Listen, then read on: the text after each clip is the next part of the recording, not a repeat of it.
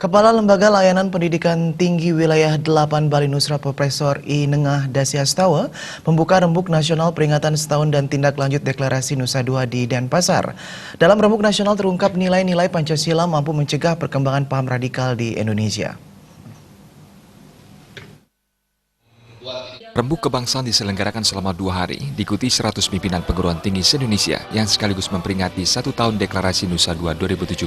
Pertemuan ini pertama kalinya dalam sejarah berhasil mengumpulkan 3.500 pimpinan perguruan tinggi seluruh Indonesia dan dihadiri Presiden RI Joko Widodo. Puncak acara diisi dengan pembacaan deklarasi Nusa Dua yang berisi penegasan komitmen para pimpinan PT se-Indonesia untuk terus mempertahankan 4 konsensus kebangsaan, Pancasila, Bhinneka Tunggal Ika, NKRI, dan Undang-Undang Dasar 1945. Kepala Lembaga Layanan Pendidikan Tinggi Wilayah 8 Bali Nusra Dasyastawa menyambut baik gagasan mempertemukan kembali pimpinan perguruan tinggi se-Indonesia untuk menyatukan tekad melawan radikalisme dan intoleransi.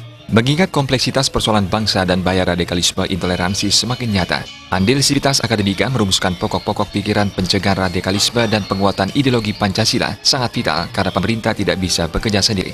Bersama-sama menegakkan NKRI, lalu katakanlah melawan radikalisme untuk menegakkan negara kita ini sebagai negara yang kuat dan negara yang beradab.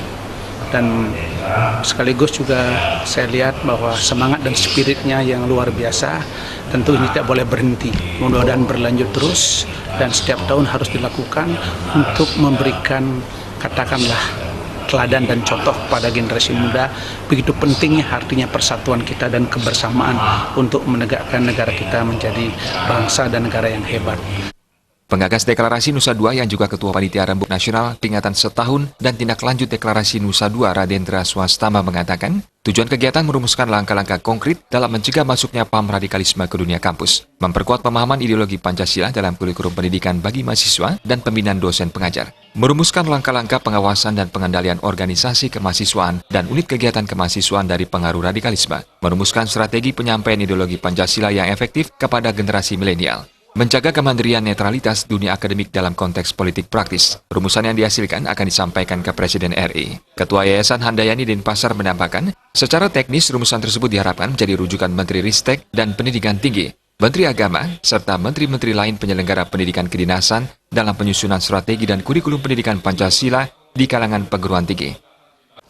Dan kita jelas menghasilkan sebuah deklarasi bahwa kita akan melakukan tindakan-tindakan untuk melawan radikalisme. Mengapa radikalisme dalam arti ini harus dilawan atau katakanlah dicegah kemudian diberantas? Karena radikalisme ini mengajarkan kekerasan. Dan kekerasan bukanlah sebuah nilai yang sesuai dengan kebenaran, nilai yang sesuai dengan kemanusiaan. Oleh karena itu, radikalisme adalah sebuah nilai yang bertentangan dengan Pancasila. Dan Pancasila, ideologi kita sebetulnya sebuah ideologi yang sangat lengkap, sangat komprehensif, sangat multidimensional. Kita banyak mempunyai nilai-nilai yang sebenarnya sudah menjadi nilai universal dan menjadi inspirasi bagi seluruh dunia. Pada kesempatan tersebut, Kapolda Bali, Irjen Pol Petrus Reinhard Golose berkesempatan memberikan pemaparan perkembangan paham radikalisme dan bahaya paham tersebut. Salah satu cara meredam perkembangan paham radikal dengan mengamalkan nilai-nilai Pancasila sebagai dasar negara Indonesia. Pancasila sebagai dasar negara yang paling sempurna di seluruh dunia dan menjadi inspirasi masyarakat internasional. Artaya Bali TV.